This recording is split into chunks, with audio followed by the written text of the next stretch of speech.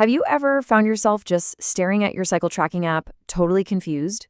Like, why is there spotting again?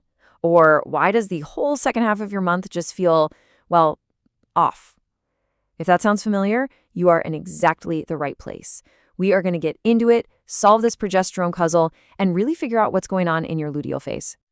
So let's just kick things off with a huge question, one that kind of goes against what a lot of us have been told. So many people, and maybe you're one of them, immediately point the finger at low progesterone when things get weird in the second half of their cycle. But what if that's just a symptom?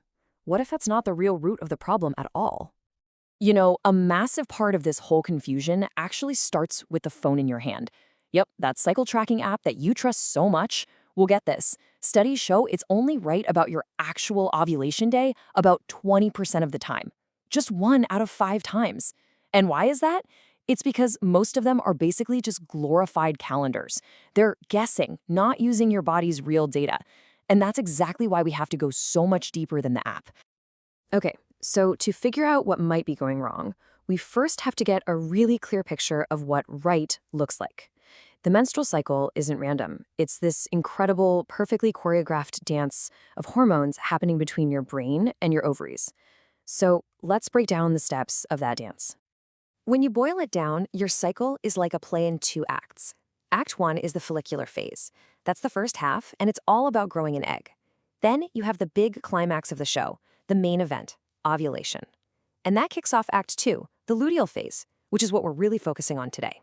This is the preparation phase, where your body gets everything ready for a potential pregnancy. So let's zoom in on how this all gets started. Think of your brain as mission control for this whole operation. It sends out an initial signal, a hormone called FSH, and its job is to tell one of the follicles in your ovary to wake up and start growing an egg. Now, as that follicle gets bigger and bigger, it starts producing its own hormone, estrogen.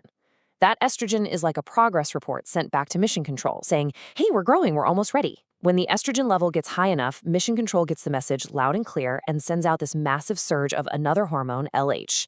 And that LH surge, that is the final go for launch command that triggers ovulation. Okay, so the egg has been launched, but what about the follicle it left behind? It doesn't just disappear. No way. It gets a promotion. It transforms into something called the corpus luteum. And you can just think of this as a temporary but super powerful little progesterone factory. Its whole job, its entire reason for being, is to churn out progesterone. Now, this little factory, it has a built-in timer. It's only designed to live for about 12 to 14 days. And it doesn't just run on its own. It needs constant little nudges from mission control. Remember that LH hormone? The brain keeps sending tiny little pulses of it, and each pulse tells the factory, okay, release some progesterone, now and now. It's this rhythmic pulsing that keeps things stable. If pregnancy doesn't happen, the timer runs out, the factory shuts down, progesterone plummets, and your period starts. But, and this is so cool, if a pregnancy does happen, a brand new hormone shows up, HCG. It swoops in like a superhero and rescues the factory, telling it, don't shut down, we need you, keep making that progesterone. All right, so that's the symphony when it's played perfectly. It's beautiful, it's rhythmic, it makes sense. But what happens when the rhythm gets choppy? When a musician misses their cue or hits a wrong note? That's when we get into what's known as a luteal phase defect. Let's be super clear about what we're actually talking about here. A luteal phase defect isn't just a vague feeling that something's wrong. From a clinical perspective, it has a really specific definition. It means one of 2 things is happening. Either the time between when you ovulate and when your period starts is 11 days or shorter, or you're having spotting during that time. It all comes down to timing and stability. And this brings us right back to our original suspect, low progesterone. And there's this fantastic quote from Dr. Natalie Crawford that just nails it.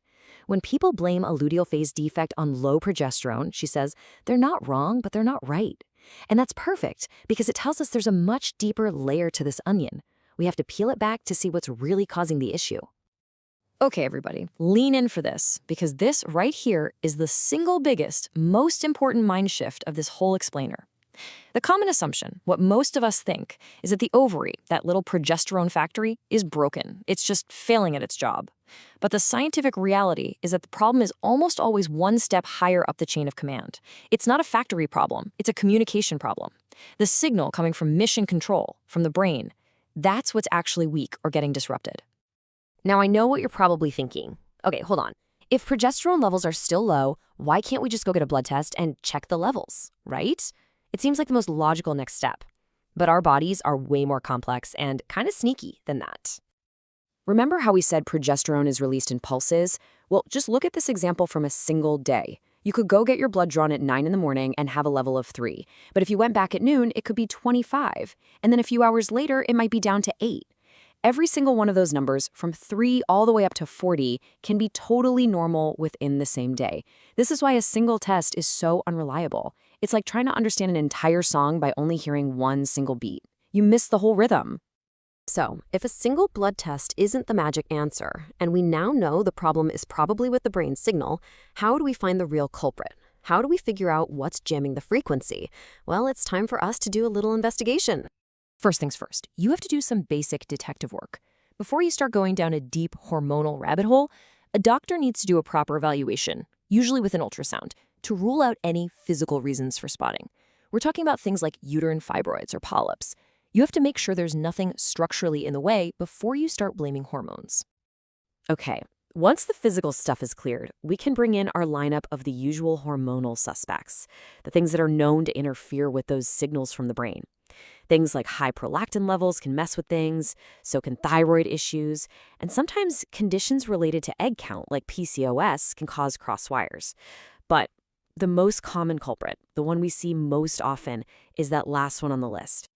Hypothalamic dysfunction. I know, it sounds super complicated and sciencey, right? But what it really means is that the very top boss at mission control, a part of your brain called the hypothalamus, is getting thrown off its game. And what throws it off? Your life. Seriously.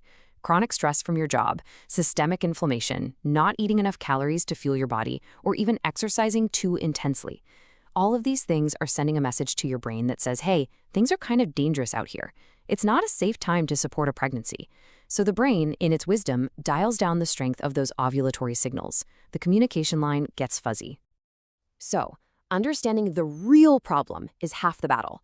But just knowing isn't enough, right? The other half is figuring out what on earth to do about it. So let's lay out a clear, simple action plan, your path forward. Here are your next steps. Step 1, become an expert on your own body. Learn how to track your actual ovulation, not just when your app says your period is coming. This means using real tools that confirm the event, like tracking your basal body temperature or using ovulation predictor kits. Step 2, talk to a professional. Get that proper evaluation we mentioned, the blood work, the ultrasound, to find your specific root cause. And step 3 is a mindset shift. Understand the goal. The real treatment isn't just about getting more progesterone. It's about improving the entire ovulatory process. And that usually means making the brain signals stronger and clearer. And the best part is, you can start supporting this whole process at home, like right now. Since we know that inflammation and stress are the main signal jammers, you can focus on things that quiet them down. An anti-inflammatory diet filled with lots of colorful fruits and veggies is huge. Getting serious about managing your stress and prioritizing sleep is not a luxury, it's essential. And here's one you might not expect: building and using your muscles. This is fantastic for your body's insulin sensitivity, which directly lowers a major source of inflammation.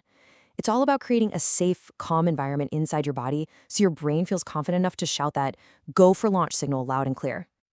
So, let's end with this. This is the big idea. Your cycle is not just this isolated thing that happens every month. It's a vital sign. It's just as important as your heart rate or your blood pressure. A short or unstable luteal phase isn't just a progesterone problem. It's a direct message from your body about your overall health. So the real question to leave you with isn't just, how do I fix this? But what is my body trying to tell me?